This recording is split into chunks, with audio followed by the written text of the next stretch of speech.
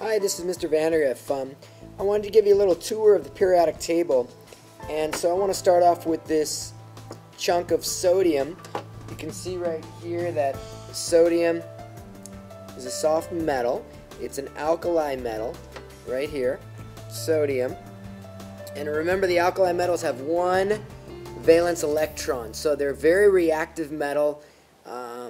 And as you go down the list, they become more reactive: potassium, rubidium, cesium, and francium. So what I'd like to do is, it's a gray soft metal. I want to take a little piece, just a little sliver off here, and of the sodium.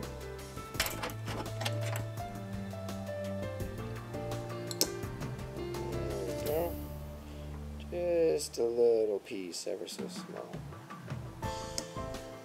Chunk off, and again, take a look. See how shiny it is right there when you freshly cut it. So go ahead and place that piece in there.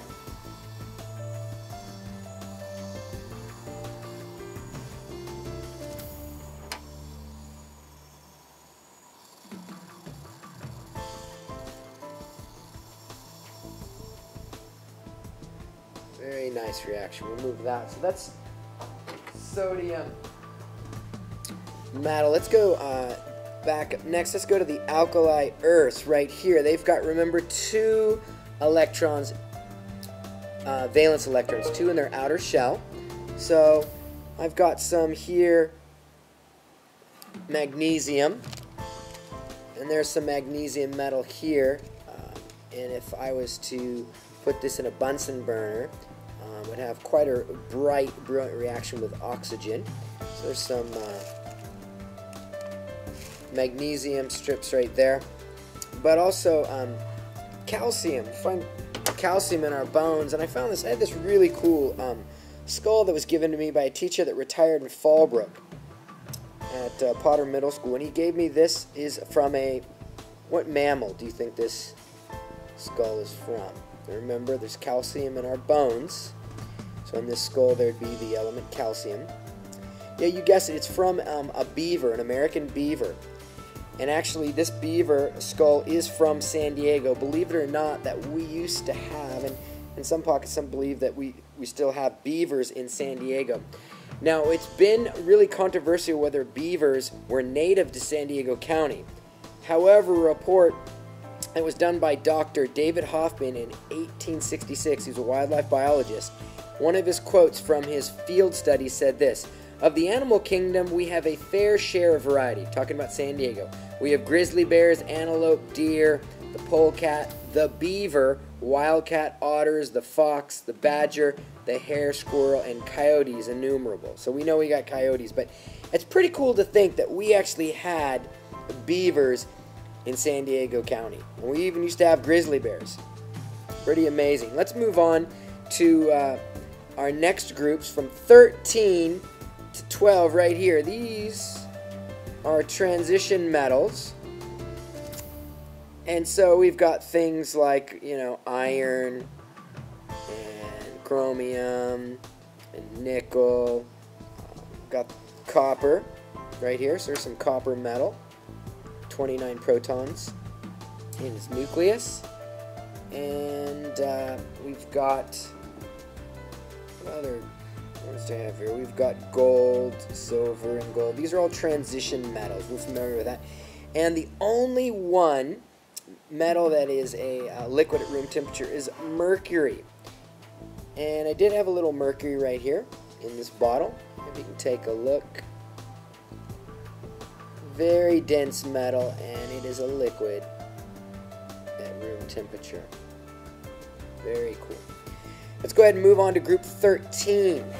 Group 13, the boron group, and probably one of the most common would be aluminum.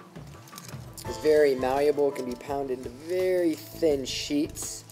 It's aluminum foil here. Let's go ahead and take a look at group 14, the carbon group. Here's some carbon right here. Again, in its graphite form. We know carbon also in the form of diamond, but So this would be carbon. And right below carbon in that group we have silicon. And here's a glass stirring rod. Silicon dioxide.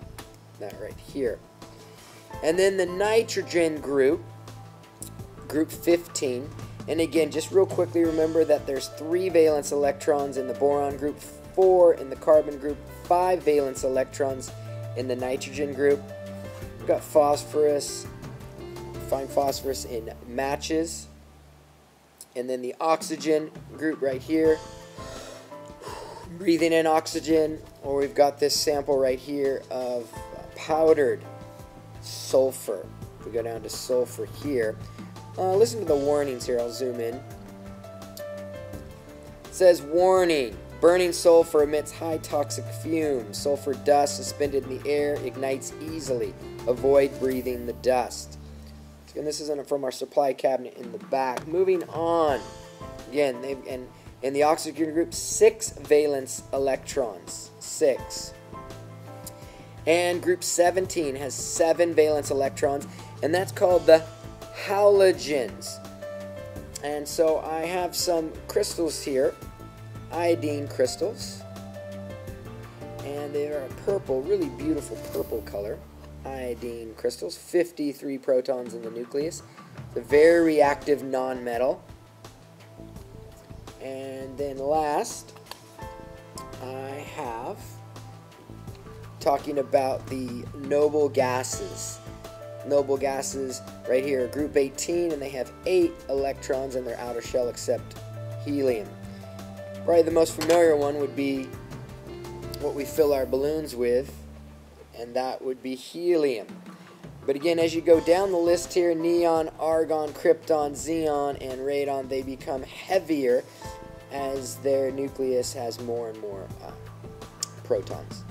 So hopefully you enjoyed this. The last one I'll just kind of share, we have the lanthanides and actinides, and talk about uranium right here. I don't have any uranium. It's pretty difficult to get. But I did have this really cool thing that I teach. This is when the San Onofre nuclear power plant, take a look at the back, SDG&E, what was their marketing campaign, their public relations, and they were, take a look at this.